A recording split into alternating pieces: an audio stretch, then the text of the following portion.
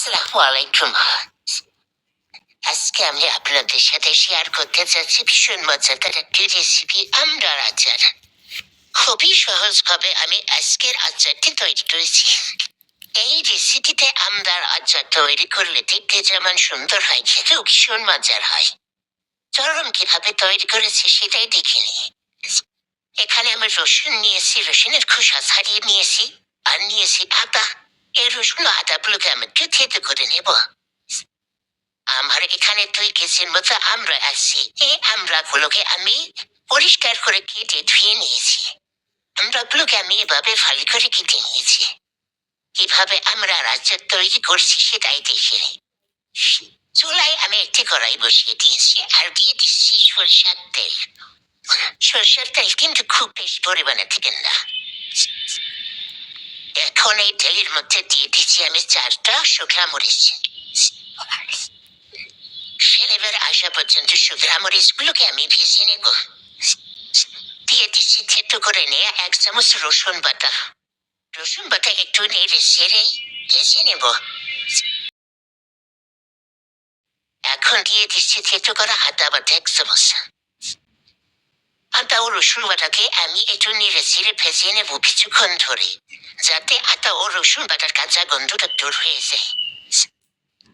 এখন আমি দিয়ে দিচ্ছি কেটে ধুয়ে পরিষ্কার করে রাখা আমড়াগুলো।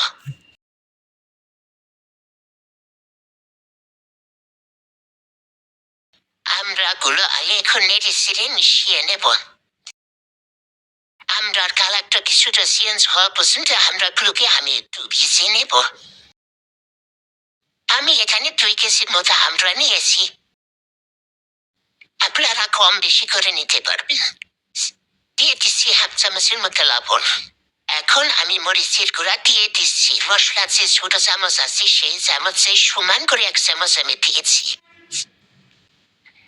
এখন আমি আমড়াগুলো নেড়ে ছেড়ে মরিচ ও লবণের সাথে মিশিয়ে নেব।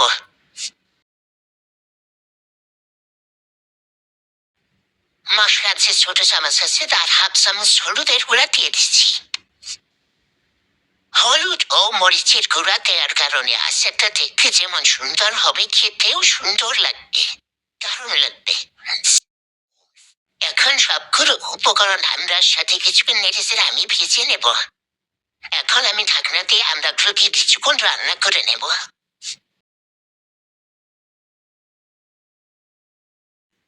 ঢাকনাটা উঠিয়ে এখন আমি আমড়াগুলোকে আবার নেড়ে চেড়ে দেব।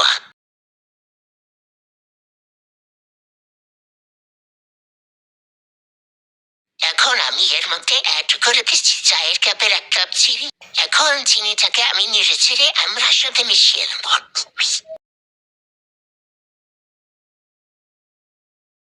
এখন দিয়ে দিচ্ছি গোল চামচে 1 চামচ আখের গুঁড়ো।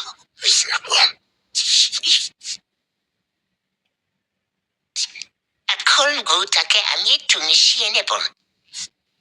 আখের গুড় দেওয়ার কারণে আমড়ার আচারের স্বাদ ও কালার দুটোই কিন্তু খুবই সুন্দর হবে।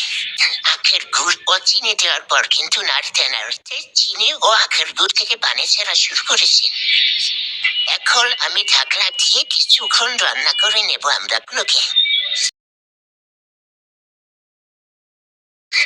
এখন ঢাকনা উঠিয়ে আমি নেড়ে চেড়ে নেব। দেখুন কতটা পানি বের হয়েছে। এখন কিন্তু আর আমি ঢাকনাতেই রান্না করবো না, কিছুক্ষণ আমি এভাবেই রান্না করে নেব। মাঝে মাঝে একটু উল্টে পাল্টে নেড়ে চেড়ে দেব, যাতে নিচ থেকে লেগে না যায়।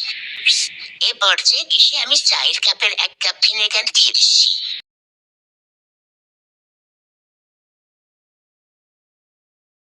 এখন আমি আমড়াগুলোকে একটু নেড়ে চেড়ে ভিনেগারের সাথে মিশিয়ে নেব।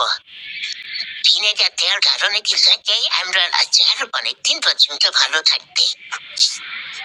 এবার এসে আমি চিলি ফ্লেক্স দিয়ে দিয়েছি 1 চামচের মতো। ঝালটা আপনাদের পছন্দ মতো আপনারা কম বেশি করে নেবেন। যেহেতু আগে আমি মরিচের গুঁড়া ব্যবহার করেছি, তাই এ পর্যায়ে এসে কিন্তু চিলি ফ্লেক্স একটু কম দেবেন। এখন আমি দিয়ে দিচ্ছি 1 চামচ পাঁচফোড়ন গুঁড়া।